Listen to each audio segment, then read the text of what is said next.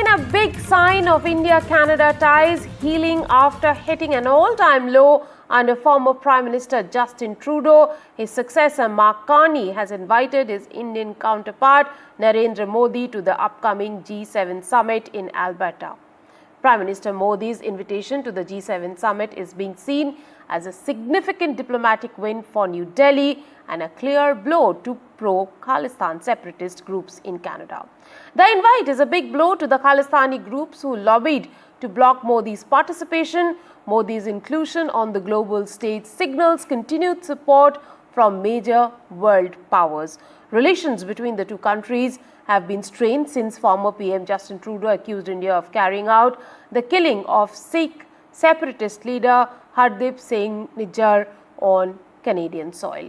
The invitation signals a strategic realignment by Ottawa, prioritizing national interests and global partnerships over pressure from fringe separatist groups, a move that may reshape the trajectory of India-Canada relations going forward. At this hour, I am joined by my colleague Maha Siddiqui from Canada. She's in Vancouver right now. Maha, with Mr. Modi being invited for the G7 summit, what kind of internal pressures does Canada have to deal with, the Canadian PM have to deal with? Well, Rika, for starters, at least two of pro-Khalistani groups did make a representation to Ottawa, to Prime Minister Mark Carney's government, that Prime Minister Modi or India should not be invited to the G7 summit because India has been an invitee from 2019 onwards to the G7 summits. And there was expectation that this year too, India would be invited. So they had made a representation that economics should not be put before what they called human rights because of the case of Hardeep Singh Nijjar's killing. However, Prime Minister Mark Carney of Canada has been questioned quite a few times, even by reporters here, asking him why this invitation was sent despite the resistance. And he very clearly underlined that because India is the fifth largest economy, in fact, as per IMF, this year it would be the fourth largest. He said that it is only natural that it be called to a summit that looks at the global economy. This is a gathering of the seven largest, richest countries, the G7, and therefore the fourth largest economy should be on the table as well as an invitee country. And as far as the case of Hardeep Singh Nijjar goes, he did not name the case. However, he said that accountability will be sought on that front, and both India and Canada are cooperating, is the sense that he gave in that statement to the media. So clearly, he's giving a very balanced sort of a response to all the criticism coming his way for having invited India for the G7 summit. But clearly, Mark Carney has indicated, Rika, that he wants to reboot this relationship, which he considers vital because of India's presence in the Indo-Pacific. Maha, also tell us a little bit about the politics of G7. Inviting India for this summit, would you say it was an afterthought? Because the invitation came very late. Yes, the invitation did come quite late, considering that it was just a week before the G7 summit gets underway on the 15th of June in Alberta, in the province of Alberta. Was this invitation sent to India? Many other countries who are invitees, for instance, Mexico, South Africa, they had already got invites, and therefore speculation was rife that perhaps coming under pressure, Canada would not invite India, or because it's the host country and there has been friction in the relationship between India and Canada, that Canada has all the reason to not invite India. So under those circumstances, with Mark Carney inviting Prime Minister Modi, giving him a call to do the same, also goes to show that perhaps there has been a thinking inside the Carney government that they need to restructure or realign their partnerships as well because of the pressure coming in from the southern neighbor and its oldest friend and ally, the United States. Right. Because of that, a lot of experts have been saying that Canada needs to be more pragmatic and open up its relationship, especially trading relationship, with a lot of countries in the Indo-Pacific. And India, Canada, they are the 10th biggest trading partner. Thank you very much, Maha, for getting us all those insights. Now, at this hour, we are joined by Dean Baxendale, who is the columnist and author. We are also joined by Professor Swarn Singh, Faculty School of International Studies at JNU, his fellow Canadian Global Affairs Institute. We will be joined also by Kushal Mehra, who is a podcaster and an author as well. Let me go over to first Professor Swarn Singh to discuss about this.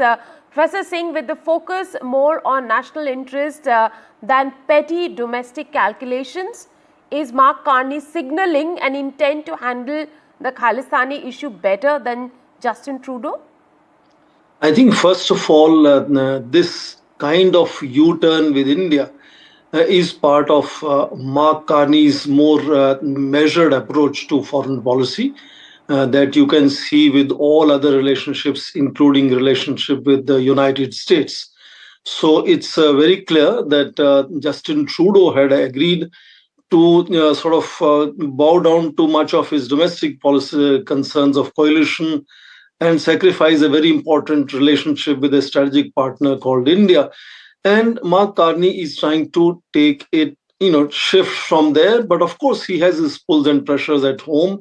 The politics of last 2 years has seen that divisiveness where certain amount of anti-India forces were kind of allowed to grow and become assertive. And Mark Carney is gradually indicating that India is very significant partner, and therefore that is a fundamental change that is revealed in this kind of invitation, which is, as you said, is slightly delayed. Second, I think it's also important to understand that yes, the host country has a choice to invite additional special guests. So you will have people, presidents of Ukraine, for example, or Mexico, or Prime Minister of Australia are coming. But it's also important to see what is the larger G7 consensus about who should be important countries to be invited. And therefore, all other 6 countries of G7 have excellent relations with India. And as Mahasidgi just mentioned, from 2019, India has constantly been as a special invitee at G7 summits, except during the pandemic period, of course.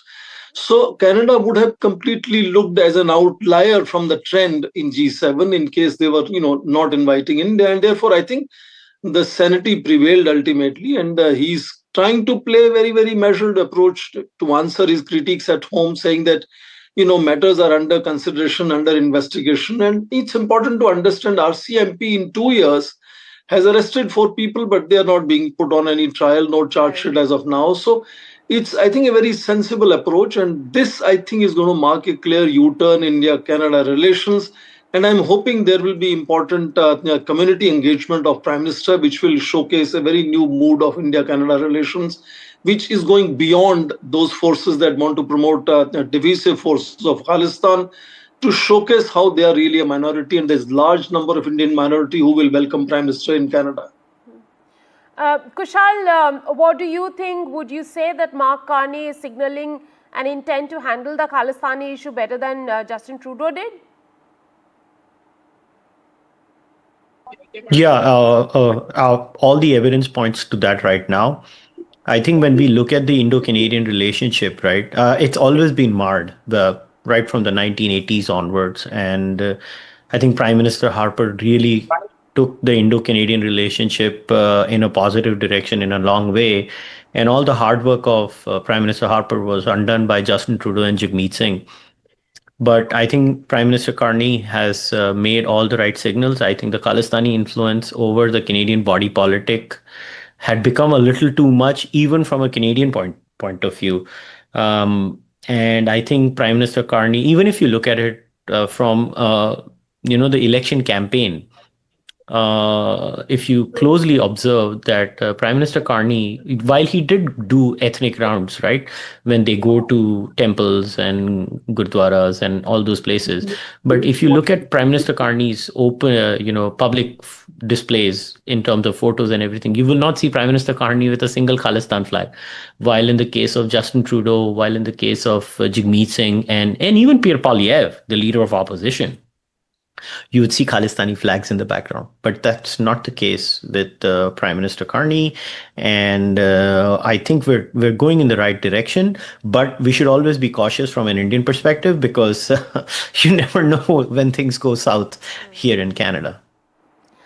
Mr. Baxendale, the Khalistanis have given open threats ahead of PM's Canada visit. How should Canada address this issue?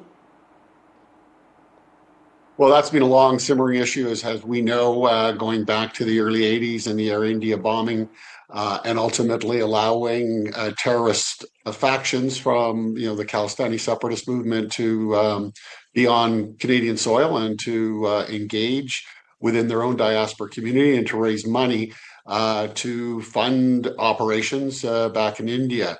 I think what we have happening right now is Prime Minister Carney, he's balancing the principles with pragmatism here. And ultimately, I think if I look at three pillars, it's a strategic and economic realism of the situation, given India's emerging power, as you mentioned, going to be the fourth largest economy in the world. This is a time that Canada and India need to be working together from a practical perspective.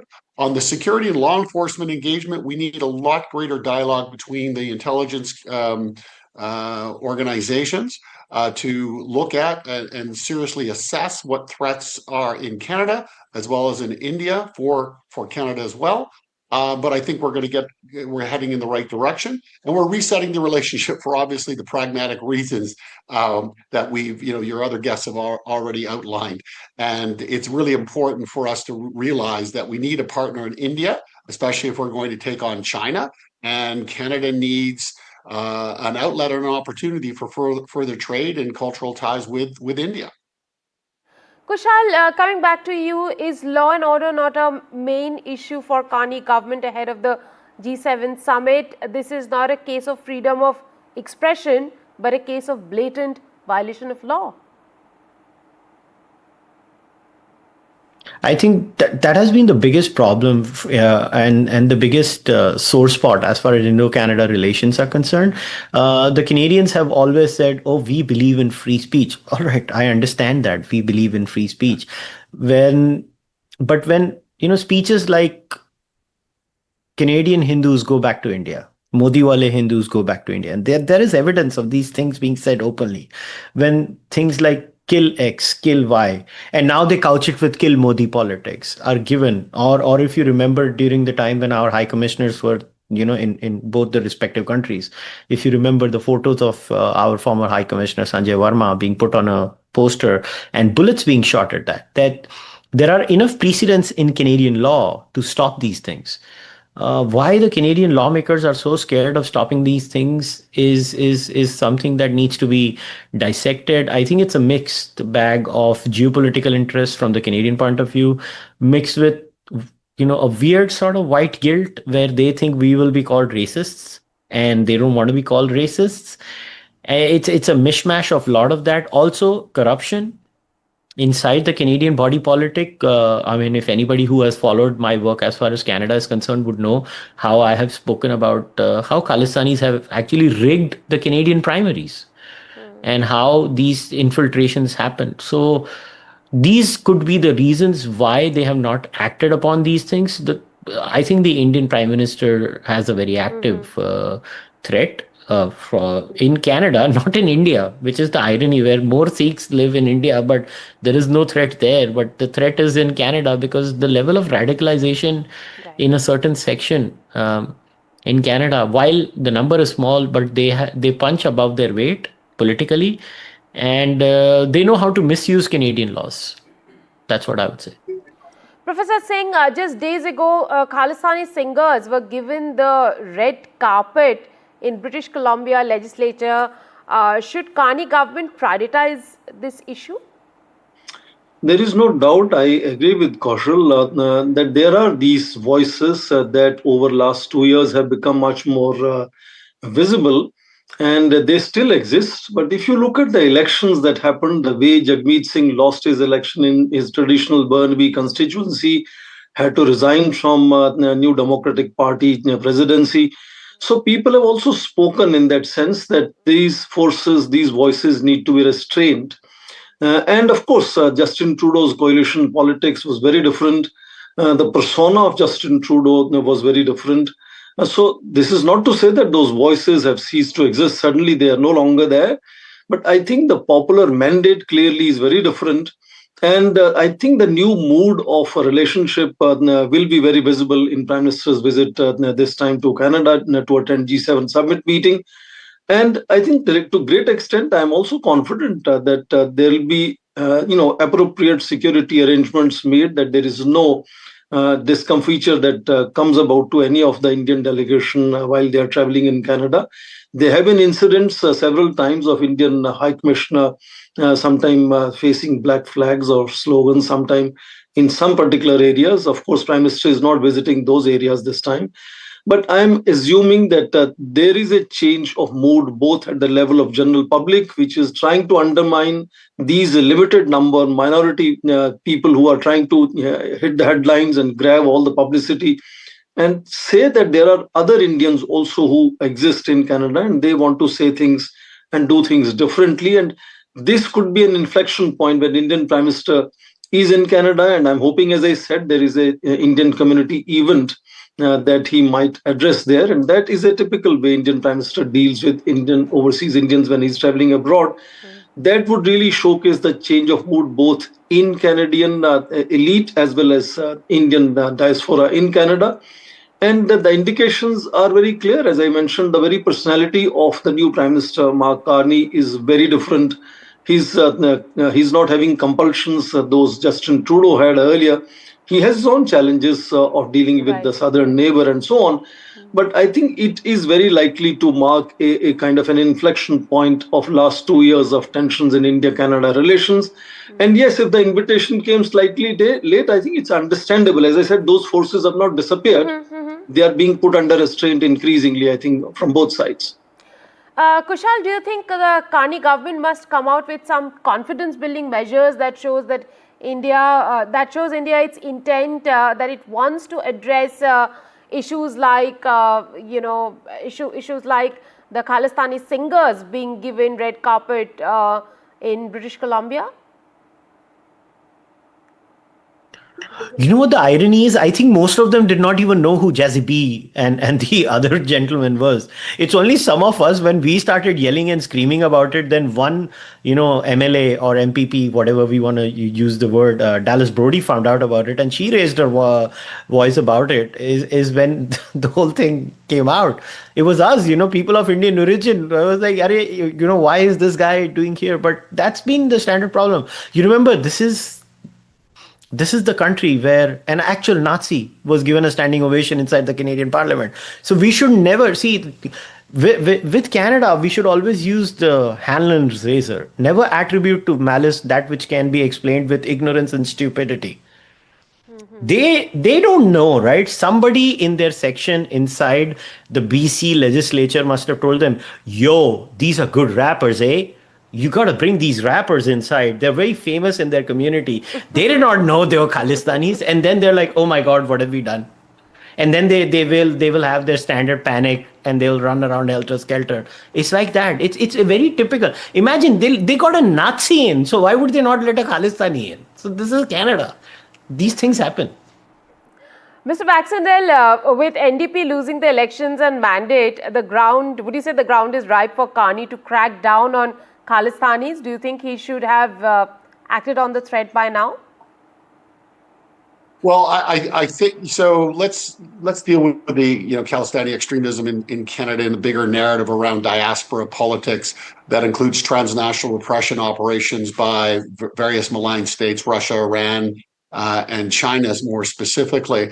We've allowed, as I mentioned earlier, for these issues to fester inside inside Canada. We have not addressed, what I would call unfair or hate speech by Khalistanis inside the country, and our law enforcement should be enforcing our laws to take those individuals to task when they are making serious threats against state leaders or officials of the Indian government. So this is a bigger issue that not only does he need to deal with India with a more mature outlook, but all diaspora communities where transnational repression is taking place right now as we speak. So I think these issues are significant. I think this allows us to reset the table with India in a positive matter. It speaks of diplomatic maturity, something the Liberals have not had since Justin Trudeau became Prime Minister. And I think the new Prime Minister is actually showing the way and can be a beacon for good things to come.